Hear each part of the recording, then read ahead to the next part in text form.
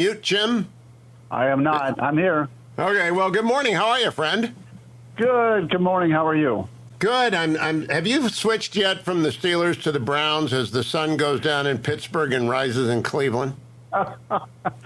You know what? I haven't paid attention to the NFL ever since they started kneeling, so I guess I'm neither right now. I haven't watched a sporting event. I mean, I'm so tired of the kneeling for the national anthem that I'd rather. I do watch golf because at least nobody's kneeling there.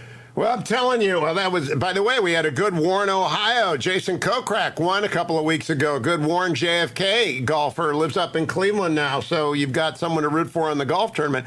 Jim, I know you're running for governor against Mike DeWine. I had Governor DeWine on 2 weeks ago, so I have you on today. I always do the equal time thing. I don't get involved in primaries, but I am mystified. Why are you doing this? Look, Hugh, I told you back in, I think it was 2017, that Washington was broken. I was leaving Washington because I know the only way to fix our country is to fix our states. We have to have strong states. And in 2017, when I made that announcement, I was running against, at that time, candidate Mike DeWine. And candidate Mike DeWine, I didn't believe was a guy. 2.5 years, he's proven not to be the guy. Look at where our state is. I mean, our state continues to fall in so many areas. And, you know, we can blame COVID-19, but even prior to COVID-19, Ohio was in a tailspin downward. We lost jobs in 2019 while Governor DeWine was running the state, and other states were just booming around us. So, look, I think that the governor handled the COVID crisis in a terrible way. He put fear in people's minds. He shut down businesses. 40% of bars and restaurants will never come back. And this is about Jim Renacci's state. This is about your state. This is about Ohio. This is not about the governor, and this is not about me personally, but this is about changing our state. We have the University of Akron who said we're falling behind and we continue to lose our place in the U.S. economy. That's a study done by the University of Akron. And the only thing Governor DeWine has done is gotten on TV day after day and talked about COVID. Yes, it was an issue, but we have economic issues. We have unemployment systems failing around him. We're ranking between 40th and 50th in most areas with the state. And I think it's just time we look at somebody who's got a different vision, a different philosophy, and really wants to move the state back to where it was 38 years ago when I first came here, when Ohio was a powerhouse. Now, Jim, I keep in touch with the state because my brother lives there, my sister-in-law, my nephews and nieces are there. I've got them all over the state. My high school buddies are still in Warren. Some of them live in Columbus and Cincinnati. I read the Enquirer, the Dispatch, the Cleveland Plain Dealer. Of course, I'm embedded virtually with the Cavaliers, the Browns, and the Indians. So I know Ohio. I got Ohio in my blood. If I could persuade the fetching Mrs. Hewitt, I'd live on Lake Erie over at Put-in Bay. And I honestly, Ohio's unemployment is 4.7%.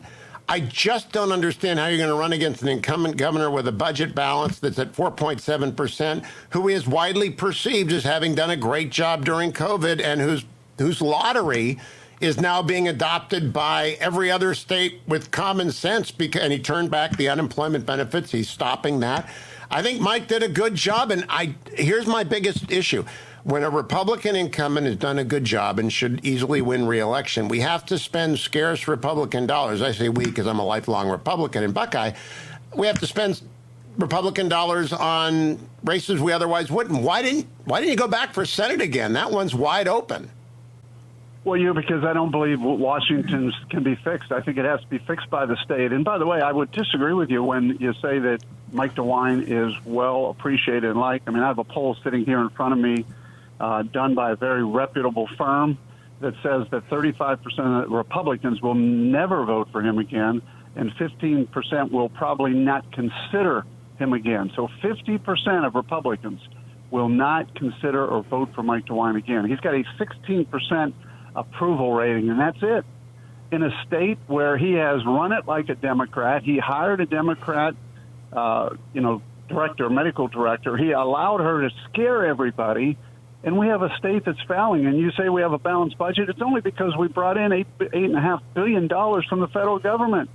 I mean, if you really look at the statistics, this state, by the way, isn't it interesting? 22 states are coming out of the COVID crisis and 19 of them are Republican, and strong, very strong, and yet Ohio's not in those 22. And Michigan, a Democrat state, is ahead of Ohio.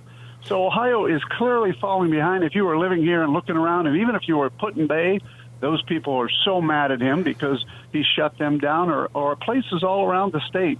People are not happy. Republicans are not happy. He definitely has the Democrats behind him in Ohio. The polling shows he's got 85% of Democrats supporting him, but very few Republicans supporting him. Now, Jim, when someone signs the heartbeat bill, like Mike DeWine did, immediately they get my applause. I like his judicial appointments. I keep in touch with Aaron Bear, who runs Citizens for Christian Values there in Columbus, and I'm going to come into town to moderate the Ohio Republican debate because that vast parade of candidates, they've all been on the show. Jane Timken, Josh Mandel, J.D. Vance, they've all been on. You know what the one thing they all say is? Mike DeWine's done a good job. I just think it's an uphill battle to persuade people that based on a poll, what they feel in their heart that Mike DeWine's done a good job is not true. And, I know polls are great and statistics. I know what Lincoln said about him or Jefferson or somebody. And I can't remember who. But honestly, have you had rallies where I don't think Trump's going to endorse anybody in that race because you're both pro-Trump and you're both Republicans. I just don't get the case. What are you going to say to a Democrat primary voter that's going to be different and better if Jim Renacci, by the way, I'm not sure it would work in the general if you defeat Mike in the primary, and God bless everyone, Godspeed, but what's your case going to be to the Republican primary voter? Well, my case is always going to be the same. It's about taking Ohio and moving it forward, not allowing it to fall behind. Look, I'm telling you, statistically, you look at Ohio, and if you lived here, there's no reason to stay. We're the seventh most left state in the country. I mean, people are leaving. They're leaving for states that are Democrat states. And again, these are statistics. I know there are some people who like what Mike DeWine has done, but it's a very small percentage. And my argument's always going to be about Ohio. I love this state. I want to move it forward. And if you want to continue to drive it into the ground, I mean, I can give you statistic after statistic. We're 50th now with drug overdose deaths. So because of what's happened in the last year, we've moved to the 50th spot. That's the worst spot you can be in. 44th on infant mortality, 40th in job growth. We've got the 8th worst tax system. When it comes to unemployment, I've got 3 studies right in front of me. We're coming out of COVID ranked either 44th, 40th, or 39th, depending on how you look at it. People don't have jobs. People are afraid. People are leaving the state. I don't know. I mean, again, when I travel the state, I hear the exact same thing. And it's among Republicans, I agree. Democrats do love Mike DeWine. Republicans do not like Mike DeWine. And by the way, on the Senate candidates, there's only one person that's really applauding what Mike DeWine's done, and that's Jane Timken. And I doubt she can survive keeping that attitude. Everybody else, including Josh Mandel, is slamming Mike DeWine over here. So I think most people in the Republican primary realize that Mike DeWine has to be, you have to distance yourself from him in the Senate primary, and most people are doing that. Jim, have any of your former colleagues in Congress endorsed you? No, not at this stage. But again, I wouldn't expect that. One thing I've learned about politics is people are afraid. They don't want to do the right thing. People say, well, he's a Republican. Maybe we should keep him because he's a Republican. No, I don't care whether he's a Republican or Democrat. I look at where the state's going, and I can tell you quietly they support me, but they'll never come out publicly. Nobody likes to take on a sitting governor. Nobody likes to take on a sitting U.S. senator that's been around for 45 years. Nobody likes to take on a sitting Democrat congressman who's been around and endorsed by Obama or another Democrat incumbent. Look, I don't care whether they're incumbents. I care what they're doing. And if Americans and your listeners thought the same way, we could fix this state. It's not. But Jim, I got to get one more question. Keep coming back. We've got a large Ohio delegation. I know them all. Steve Stivers isn't running for re-election. There's no reason he has to worry about anything. Not one member of the Ohio Republican delegation with whom you served for 8 years is willing to stand up and say, I picked Jim Renacci. Doesn't that telegraph that this is really kind of a pain in the neck for them? Well, I think, as I said all along, I understand politics. I've been there. I was in there for 8 years. Most people would rather sit on the sidelines. I didn't. Remember when Donald Trump in 2016 was running for president Not one Republican in Ohio would endorse him. Zero. Guess who did? I did. I was the only one. I don't think Trump's going to endorse in this election, but I'm not asking. I'm not asking for Trump's endorsement. You're not expecting to get that either. Well, look, right now, I think the president is friendly. I do know he understands what's going on. The president's going to do what he feels best, and hopefully he comes around. I have his team with me right now. I mean, the entire Trump team is with me, with Brad Parscale and others. We'll see. We'll see. Look, I'm more concerned about the Republicans. I want them to endorse me. I want the Republican voter to endorse me. But I do want to go back to what I said. I don't expect establishment to endorse. Establishment's afraid to endorse. And quite frankly, they didn't do it in 2016 with President Trump. I did. I have a record of doing what's right.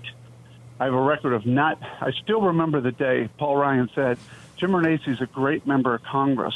He just sometimes doesn't stand in the political, he doesn't follow the political way as much as we'd like him to. Well, I understand what that is. I want to do what's right. I don't care whether you're Republican, Democrat. I love my country. I love my state. And in the end, I want to make a difference. Keep coming back, Jim Renacci. Thank you for joining me this morning. All right. Thank you, you. You take care.